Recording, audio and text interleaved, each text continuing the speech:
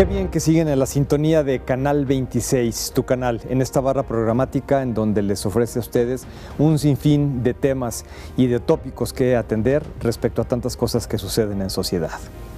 El día de hoy nos visita nuevamente el maestro Israel Villalobos Caro. Ya había estado con nosotros en un programa anterior, pero es una persona de la cual tenemos mucho que aprender por la preparación que tiene, por la experiencia, pero sobre todo por el ser humano que es de verdad una persona a quien yo le he aprendido mucho y que siempre tiene mucho que aportar. Y el día de hoy, en los temas de salud emocional, nos hablará respecto a ese necesario equilibrio que debemos tener entre lo que es el tiempo personal y el trabajo. Maestro Israel, bienvenido nuevamente a este programa. Muchas gracias por haber aceptado la invitación. Gracias, es un Adelante. placer para mí. Gracias. Y bueno, pues el otro día escuchaba en una cápsula que hablabas por ahí de este tema que me parece importantísimo, el equilibrio entre el tiempo personal y el trabajo. Sí, es correcto. Bueno, pues primero que nada entender que voy a abrir hilo con este punto, ¿no? Las generaciones.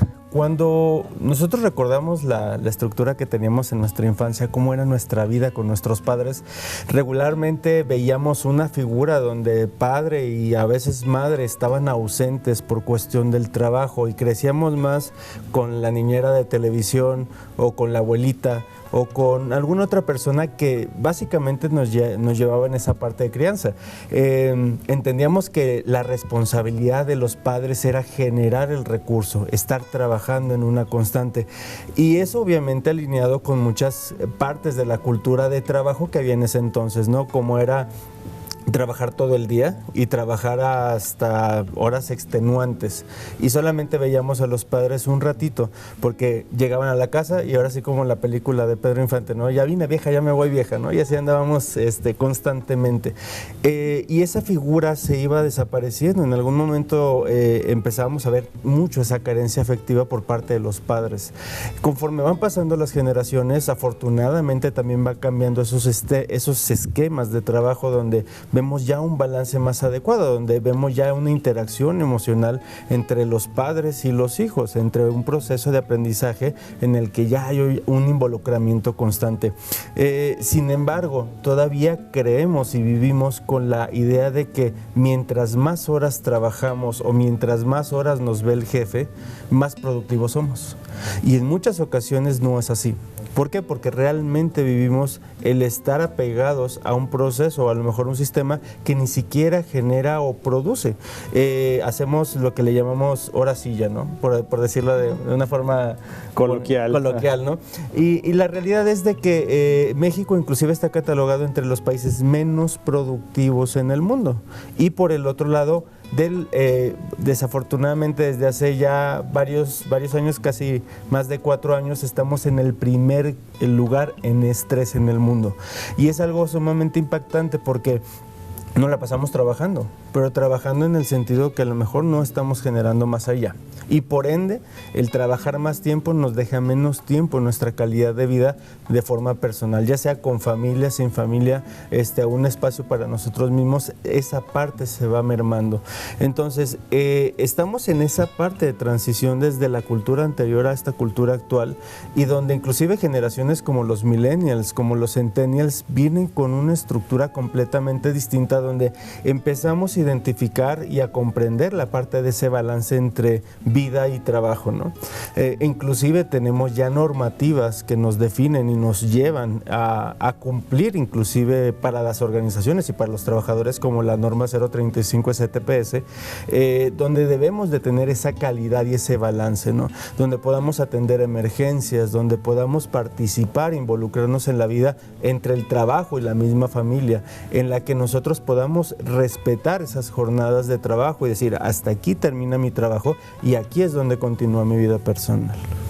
Y esta situación del equilibrio, como lo decías, ya va a estar normado, está normado ya por la Secretaría de Trabajo, pero no hay que llegar hasta ese extremo de la normativa, sino de que cómo impacta esto en la cuestión de mi salud en función de mis diferentes interacciones, mi interacción en el trabajo pero también mi interacción en la familia y la interacción para conmigo mismo, que es importante. Sí, definitivamente. Y más que nada porque mucho del tiempo, si es que no la mayoría del tiempo que tenemos nosotros como personas, te estoy hablando que el 70% del tiempo nos la pasamos en el trabajo. Y el resto, el otro 30% está distribuido en la proporción de vida personal, me refiero a una actividad en personal, el desarrollo de alguna actividad alterna como un plan secundario de vida, o sea, ¿qué me gustaría hacer aparte de mi trabajo?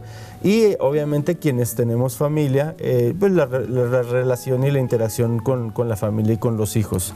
Y obviamente tenemos nuestra otra proporción de las otras 8 horas donde básicamente sueño, si es que a veces respetamos ese periodo de sueño, ¿no? Desafortunadamente volvemos a caer en el punto donde vemos que las situaciones materiales se vuelven prioridad como seres humanos.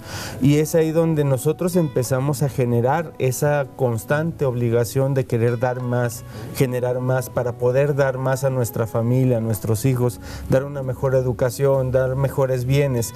Y la realidad es de que estamos volviéndonos en seres igual de carentes con esa situación afectiva que nosotros vivimos en nuestras generaciones. Entonces, por querer generar más, estamos siendo personas ausentes, ya no por una obligación, ya no porque no me alcanza, sino porque quiero tener más.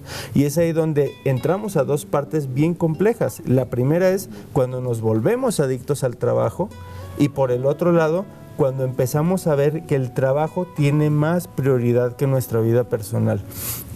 Aquí tenemos un impacto muy fuerte, porque las personas que se dedican en una constante al trabajo empiezan a mermar su salud emocional. Y es aquí al punto donde quiero llegar. Nosotros, cuando nos enfocamos tanto tiempo en el trabajo, empezamos a perder el motivo. Recuerdas que en algún momento hablábamos del motivo, ¿no? Lo que nos impulsa, lo que nos lleva a ser cada vez mejores personas y lo que básicamente nos estimula a seguir adelante. No tanto la motivación, sino el por qué yo lo hago, por qué me gusta hacerlo. Y cuando más trabajamos y amamos cada vez más el trabajo por querer tener, se nos empieza a olvidar el motivo. Y nos empezamos a convertir en una pequeña maquinita que se dedica a producir sin tener una razón aparente. Muchas personas desafortunadamente llegan a ese grado, y hablamos desde personas que están en nivel operativo hasta altos directores, donde cuando menos se acuerdan dicen, ¿por qué estoy haciendo esto? Si estoy trabajando, ensamblando una parte de un coche y hago esto todos los días, ¿para qué lo quiero yo? ¿Para qué me sirve? ¿O en qué estoy creciendo? ¿O en qué estoy evolucionando en esto? Cuando eres un alto directivo dices, bueno, tengo que hacer juntas y reuniones, hacer esto. ¿Y mi fin y mi objetivo personal cuál es? Entonces empezamos a perder ese balance, y aquí es cuando realmente entramos en un problema, porque empieza la depresión, empieza la ansiedad, empezamos a sentirnos parte de algo que no sabemos ni siquiera qué es. Y es ahí cuando necesitamos volver a regresar a lo básico, decir, bueno, ¿para qué estoy trabajando? ¿O para quién estoy trabajando? ¿Cuál es mi motivo para trabajar? Y sobre eso empezar a fincar, ahora sí, un balance, es decir, tengo que trabajar porque me gusta mi trabajo, pero también tengo una vida fuera de mi trabajo que es igual o más importante que el trabajo que estoy desarrollando. Y en eso entra, como te comento, la vida personal, ¿no? ¿Qué es lo que hacemos nosotros después de que terminamos el trabajo? Y en muchas ocasiones nos topamos, por ejemplo, con personas que ahorita ya en un periodo, estamos generacionalmente ya como en el 5.º periodo de jubilaciones. Y este 5.º periodo de jubilaciones, ya hablando de los primeros generación X, por así decirlo, que van a jubilarse, están como los de la generación Boomer, que no sabían qué iban a hacer después de que se fueran a jubilar. Dicen, pues es que toda mi vida me dediqué a hacer esto. Y ya ahora que ya terminé de hacerlo, no sé qué hacer. Entonces, estamos regresando otra vez al mismo ciclo. Lo importante es, antes de llegar a este punto, ¿qué podemos hacer? ¿Qué me gustaría hacer? ¿Cómo voy a distribuir esa parte o ese tiempo de mi vida en algo nuevo, en un aprendizaje nuevo, en una convivencia nueva? Esa parte es sumamente importante. Que es el plan de retiro, finalmente, ¿no? ¿Qué voy a hacer después de? Y antes de hablar del plan de retiro, sería para quien está en activo, por lo que decías. O sea, el trabajo como tal, evidentemente habrá cosas que no podamos modificarlo porque no depende de mí. Lo que sí puedo modificar, y tú con tu experiencia desde lo que es la psicología positiva, lo que sí puedo modificar es una vez que yo cumplo con mi jornada de trabajo, con mi responsabilidad, con el tiempo que sí es mío, ¿qué voy a hacer con él? Exactamente. Muchos de los que estamos, inclusive todos los que están aquí en el estudio, en el foro, posiblemente decimos, bueno, nos dedicamos aquí de cuerpo y alma, ¿no? Nos gusta lo que hacemos, y los veo porque todos participan de forma maravillosa aquí en el programa. Así es, coincido contigo. Y aún así, fuera de esto, hay otra parte que se llama también una realidad propia o una realidad compartida, cuando hablamos de que ya hay una pareja, cuando ya hay hijos, o la convivencia inclusive con los mismos padres o hermanos. Esta proporción es igual de importante, solamente que cuando empezamos a vivirla, le vamos añadiendo muchas cosas que a veces inclusive las llegan a truncar. Un ejemplo, si todos los que estamos aquí trabajamos con medios electrónicos, con una laptop, con una computadora de escritorio, con un teléfono celular, con tecnología, y terminamos nuestras actividades donde decimos, bueno, esto lo tengo que hacer porque es parte de mi responsabilidad, pero salgo y digo, voy a salir a caminar y estoy con el teléfono viendo el Facebook. Voy a convivir con mis hijos y me pongo a armar juguetes o a empezar un juego y agarro otra vez el teléfono y empiezo a ver las juntas de la próxima semana. O las responsabilidades que tengo, saco la laptop porque hay una emergencia y me pongo a trabajar. Entonces empezamos a mermar ese tiempo. Y algo muy importante que es la raíz de esta estructura es aprender a balancear, aprender a decir, esto se queda en el trabajo, esto se queda en mi vida personal.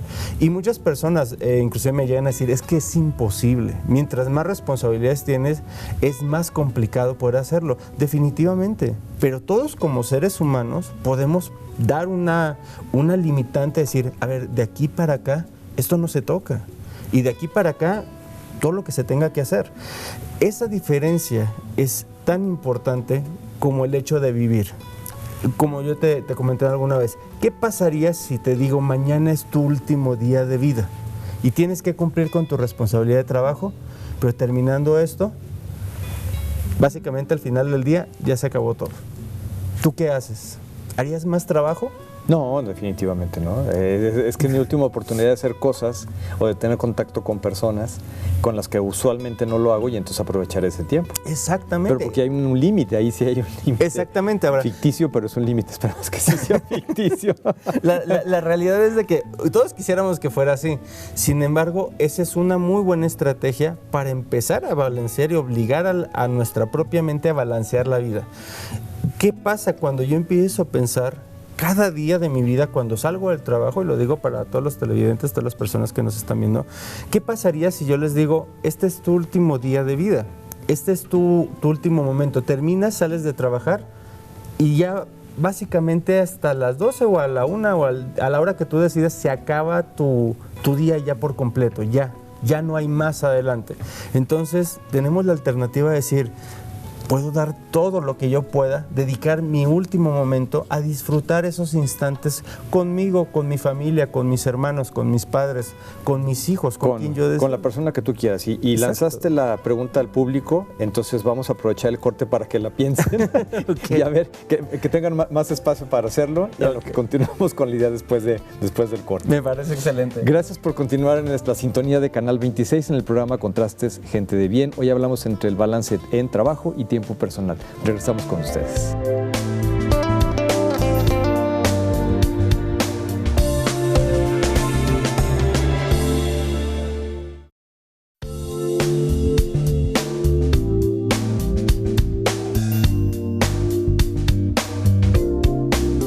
Agradezco que continúen en la sintonía de Canal 26, tu canal en este programa de Contrastes, Gente de Bien, ya cuarta temporada, en donde pues hemos presentado diferentes temas y el día de hoy nos acompaña el maestro Israel Villalobos Caro con el tema de trabajo y tiempo personal. Antes de irnos al corte, dejó una tarea para el público que esperamos que el tiempo haya sido suficiente para la reflexión. Pero bueno, voy a continuar con las ideas del maestro. Adelante, Israel. Gracias. Por favor. Bueno, retomando precisamente la pregunta que les hacía es, ¿qué pasa cuando nosotros, si dedicamos todo un día completo a trabajar y terminando nuestra jornada de trabajo decimos, ¿sabes qué? Ya no hay más allá. Si yo empiezo a obligar a mi mente a decir, ok, este es mi último día, y en realidad, y fuera de ficción, no sabemos si el día de mañana vamos a amanecer o vamos a estar para poder continuar con nuestra jornada. Desafortunadamente la vida así es, o afortunadamente, ¿no? Lo que nos obliga a aprovechar esos instantes, sin embargo, es en ese espacio, si hablamos de que yo ya no tengo un día siguiente después de que trabajo, voy a aprovechar todo mi tiempo. La pregunta es, ¿utilizaría un teléfono celular? ¿Utilizaría una laptop? ¿Utilizaría algún medio electrónico para poder convivir o disfrutar esos últimos momentos que me quedan? Casi te garantizaría que el 90 o más del 90% diría no lo usaría, porque realmente buscas algo tangible. Entonces, ¿por qué no aprovechar y pensar un poco más de esa manera, pensar de una forma un poco más mortal? Y aceptar el hecho de que tenemos que disfrutar lo que realmente tenemos por oportunidad. No todo mundo lo puede hacer, ¿no? Hay personas que viven en otros países, en otros estados y están fuera de la comunicación de sus familias por cuestiones de trabajo. Y cuando regresan, se olvidan completamente de su trabajo para dedicar esa atención plena hacia sus familias. Y lo que buscamos es que las personas que sí tienen esa oportunidad realmente lo disfruten. Es importante aprender a entender que nosotros vivimos para poder complementar nuestra vida con el trabajo y no al revés. Que es un equilibrio entre las dos cosas, precisamente. O sea, vives para trabajar o trabajas para vivir, como dice el proverbio. En programas pasados se hablaba sobre el mindfulness, que es el estar consciente de tu momento y de tu realidad. Si estás en el trabajo, no estás en el trabajo, pero también si estás en tu tiempo personal, es hacer conciencia de qué es lo que me hace feliz, qué es lo que me alimenta, para tener la energía de regresar al trabajo y tener un buen rendimiento, ¿no? Porque si hacemos cosas fuera del trabajo que no nos satisfacen, pues nos vamos cansando, ¿no? Y vamos teniendo ese desgaste que luego nos impacta en todos los terrenos. Eso es, digamos, la gente que está trabajando, pero tú también hablabas de quienes están a punto de retirarse ya de su trabajo o ya están retirados. Sí, es correcto. Por ejemplo, tenemos esa otra proporción, ¿no? Y ahí hablamos de lo que es nuestro plan de vida.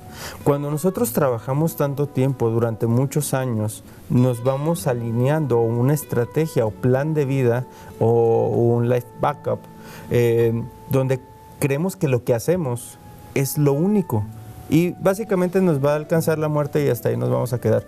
La realidad es que no, esa es una parte, es un ciclo de vida que es el ciclo laboral, uno de los ciclos laborales, porque podemos tener varios. Pero ¿qué va a pasar cuando termine ese ciclo? Y es ahí donde nosotros debemos de preguntarnos, ¿estoy preparado para ese momento? Y hablábamos en algún momento, tuvimos esa conversación, cuando muchas personas empezaron a jubilarse, docentes, porque estaban por entrar al régimen de pensiones del 97. Y el 80% de esas personas fallecieron a los pocos años, a 5, 6, 7 años. ¿Por qué? Porque su vida se vino en decadencia, porque no sabían hacer otra cosa. Ahora, ¿qué tan distantes estamos en eso? Y hago la pregunta abierta para todas las personas que están jubiladas, que nos están escuchando, es ¿qué está haciendo en este momento su vida?